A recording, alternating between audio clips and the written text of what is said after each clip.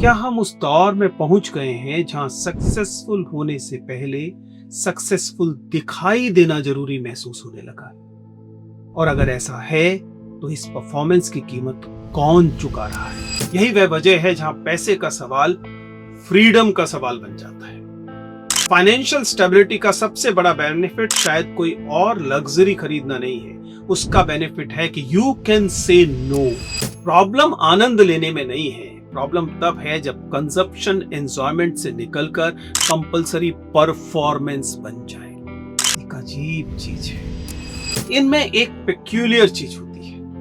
Boring financial stability दिखाई नहीं देती, इमरजेंसी फंड की फोटोग्राफ कोई नहीं डालता, प्रोविडेंट फंड वायरल नहीं होता। लेकिन एक बात बहुत सिंपल सी है, याद रखिएगा, पे लेटर बटन शॉपिंग जैसा दिख सकता है, लेकिन इकोनॉमिकली स्पीकिंग आर्थिक रूप से वह उधार है, क्रेडिट है। और ध्यान से देखिए, आप उनकी पूरी लाइफ से अपनी पूरी लाइफ कंपेयर नहीं कर रहे हो। कल्पना कीजिए, 24 साल का एक यंग प्रोफेशनल है, हाथ में महंगी कॉफी है, अच्छी ड्रेसेस पहनी हुई है, किसी बुटीक होटल की बालकनी से इंस्टाग्राम स्टोरी डाल रहा है। कैप्शन है ब्लेस्ड, कमेंट में लोग लिख रहे हैं लिविंग द लाइफ। फिर देखिए तो लगेगा कि लाइफ एकदम सॉर्टेड है। अब स्क्रीन थोड़ा नीचे कीजिए, फोन में क्रेडिट कार्ड बिल पेंडिंग है, एक परचेज पे लेटर पर है, अगली सैलरी आने से पहले अकाउंट लगभग खाली है, इमरजेंसी फंड नहीं है। लेकिन इंस्टाग्राम पर सब ठीक है। अब मैं ये नहीं कह रहा हूं कि हर अच्छी कॉफी के पीछे लोन होता है या फिर हर ट्रैवल फोटोग्राफ फेक होती है, बिल्कुल नहीं।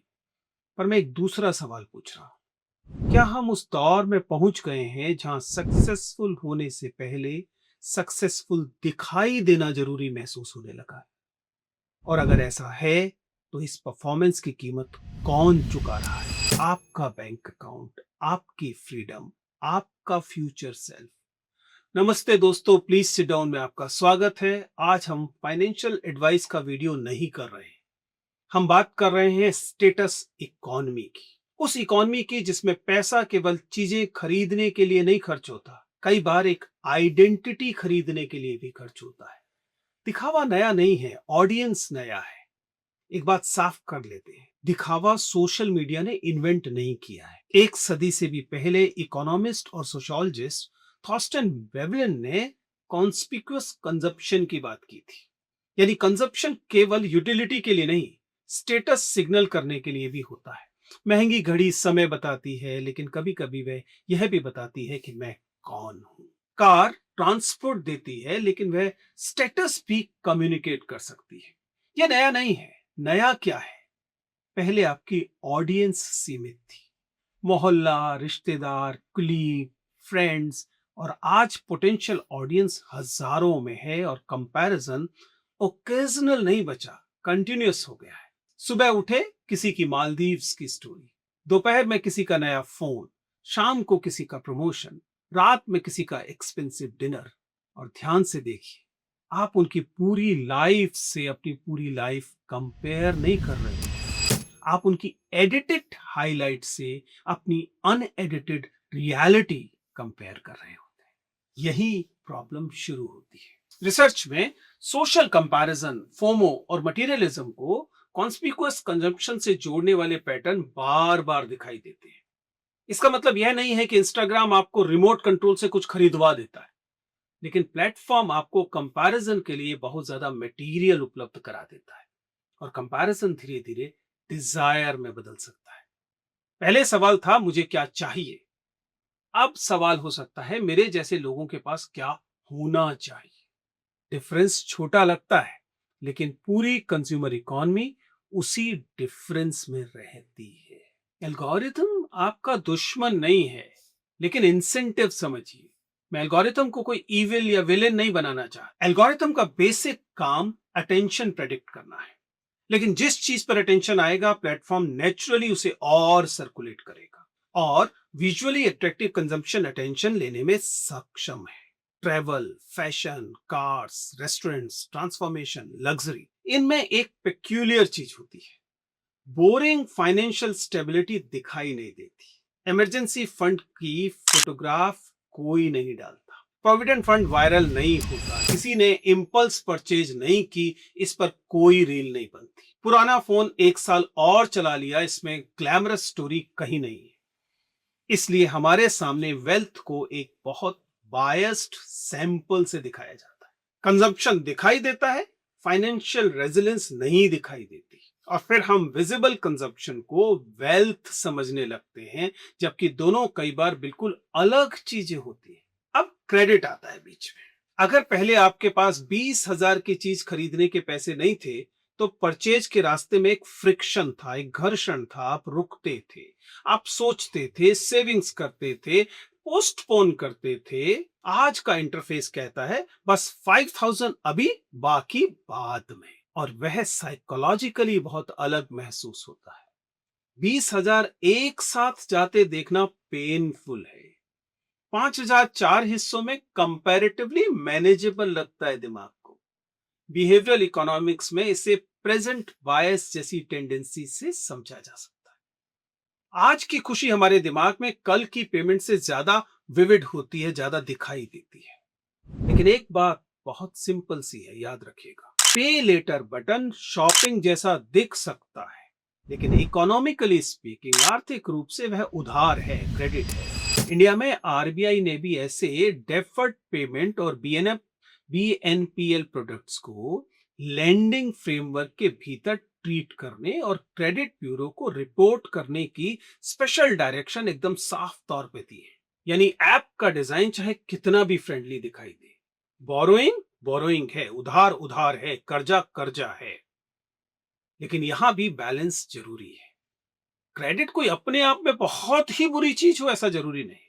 क्रेडिट किसी स्टूडेंट की एजुकेशन को फाइनेंस कर सकता है, किसी फैमिली की इमरजेंसी में मदद कर सकता है, किसी एंटरप्रेन्योर को बिजनेस शुरू करने की ताकत दे सकता है।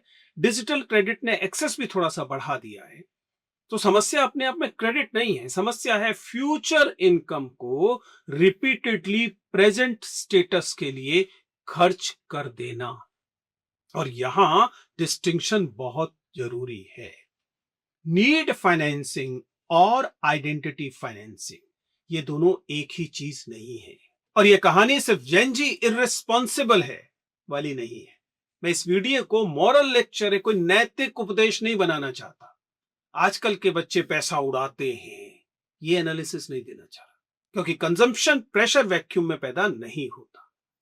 आज हाउसिंग एक्सपेंसिव है, जॉब्स कई सेक्टर में इनसिक्योर हैं, यंग प्रोफेशनल्स को नेटवर्किंग भी करनी है, रिलोकेट भी करना है, ड्रेस कोड भी मेंटेन करना है, सोशल लाइफ भी है, और साथ में स्क्रीन हर समय बता रही है कि बाकी लोग आपसे आगे निकल रहे हैं।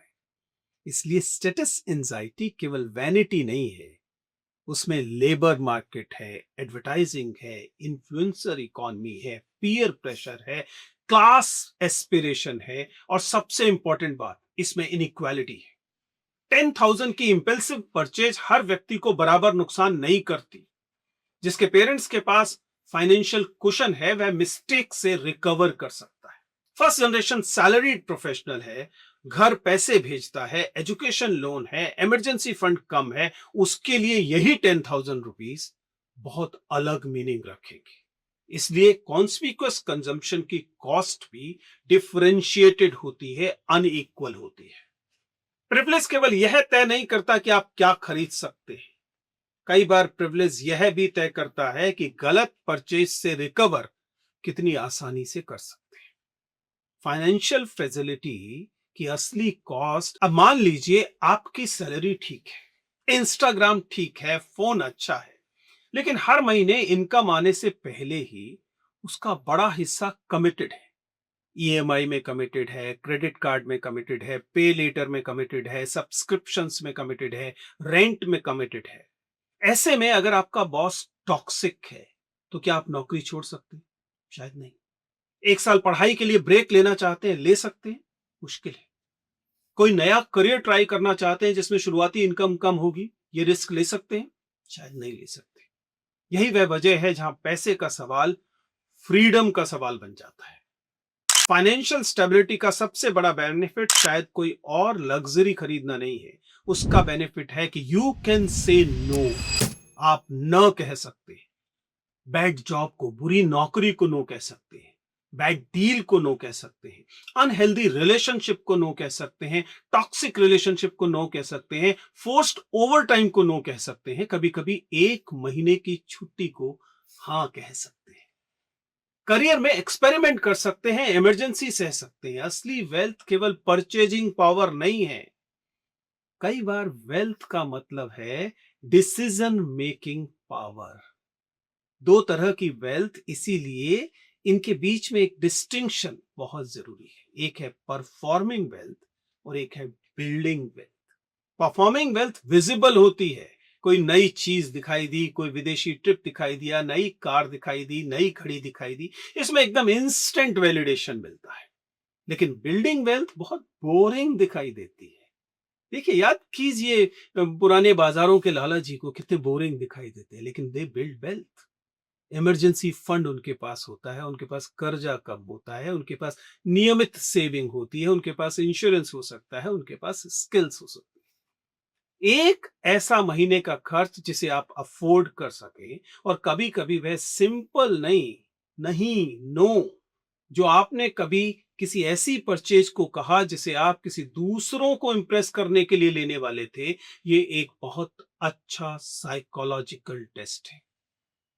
अगली बार कुछ एक्सपेंसिव खरीदने से पहले खुद से 3 सवाल पूछिए। क्या मैं इसकी फोटो किसी को दिखा ही नहीं सकता तब भी इसे खरीदना चाहूंगा? इफ यू बाइंग समथिंग और आपके पास ये शर्त है कि इसकी फोटो किसी और को नहीं दिखानी, तो क्या तब भी आप इसे खरीदते हैं? अगर पे लेटर का ऑप्शन न हो और मुझे पैसा आज देना पड़े, क्या तब भी मैं यह परचेज अट्रैक्टिव मानूंगा, आज ही करूंगा? और तीसरा, अगर मेरी इनकम अगले 1 महीने रुक जाए, तो क्या यह पेमेंट मुझे डराएगी? अगर इन तीनों सवालों के आंसर्स कंफर्टेबल हैं, then may be you can enjoy your purchase. जिंदगी केवल सेविंग करने के लिए भी नहीं बनी है। कॉफी पीजिए, क्या बुराई है, ट्रैवल कीजिए, अच्छे कपड़े भी पहनिए, जो कुछ खुशी देता है वह सब कीजिए। प्रॉब्लम आनंद लेने में नहीं है, प्रॉब्लम तब है जब कंजप्शन एंजॉयमेंट से निकलकर कंपलसरी परफॉर्मेंस बन जाए। एक अजीब चीज है, हम लोगों को इंप्रेस करने की कोशिश कर रहे हैं, संभव है वे खुद किसी और को इंप्रेस करने की कोशिश कर रहे हैं। आप उनकी फीड देख रहे हैं, वे किसी तीसरे की फीड देख रहे हैं, और फिर पूरी सोसाइटी एक ऐसी दौड़ में दौड़ रही है, एक ऐसी रेस जिसका फिनिशिंग लाइन किसी को दिखाई नहीं दे रहा। इसलिए सक्सेस को थोड़ा सा प्राइवेट बनाइए। एक इमरजेंसी फंड जिसे कोई नहीं जानता, एक डेट जिसे आपने जल्दी खत्म कर दिया लेकिन स्टोरी नहीं लगाई, एक वीकेंड जो घर पर बीता, उसकी कोई रील नहीं बनी, एक पुराना फोन जो अभी ठीक चलता है, एक जॉब छोड़ पाने की फाइनेंशियल कैपेसिटी, एक डिसीजन जिसे आपने इसलिए लिया क्योंकि वह आपके लिए सही था, ऑडियंस को इंप्रेस करने के लिए नहीं। इन चीजों पर लाइक्स नहीं आएंगे, लेकिन शायद फ्रीडम इन्हीं चीजों से आएगी, क्योंकि ट्रू वेल्थ का एक हिस्सा वह है जो आप खरीद सकते हैं, दूसरा शायद ज्यादा इंपॉर्टेंट हिस्सा वह है जिसे खरीदकर दुनिया को कुछ और साबित करने की आपको जरूरत ही नहीं रही। दुनिया को अमीर दिखना अच्छी फोटोग्राफ बन सकता है, लेकिन दुनिया की नजर में ज्यादा आजाद हो जाना शायद उससे भी कहीं बड़ी वेल्थ है।